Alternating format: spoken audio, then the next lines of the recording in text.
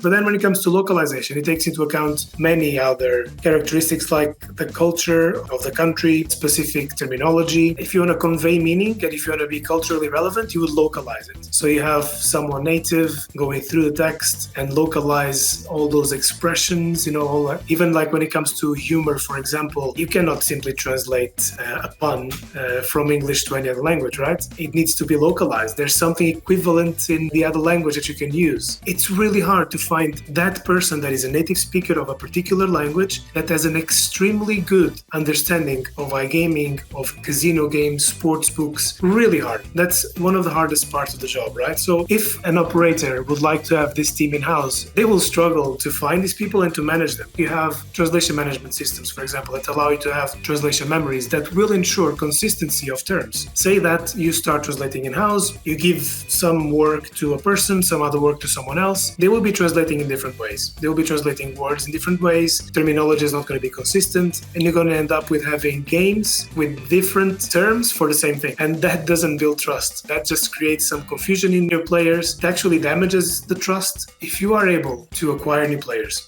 if you are able to retain your players through communication, so through correct use of language, through correct use of terminology, through building the trust that it's needed, then you have a perfect recipe. Think that you have either relying on an AI tool or anything fully automated and you just simply rely on that and you publish it, you might be facing real big troubles, right? So you might as well not risk it. We see AI as the heavy lifter, right? When you have chunks of text to translate, for example, you have millions of words. AI does, or large language model, or neural machine translation model does the heavy lifting. It's fast, and then the human is still in the loop to make it relevant to the post-editing. But you cannot do this with generic AI, with generic large language models. They need to be trained models with your specifics. You have the humans that make it perfect, but it improves dramatically the turnaround time. That's where we see AI as a game changer. The turnaround time, the go-to-market is much faster nowadays. I think, especially if you don't speak more than one language or two, you don't really understand how complicated and complex this can be. When you ask about the most common mistakes, this is one of them. It's like relying completely on an automated tool when you have no idea how to measure the risk of what you're doing.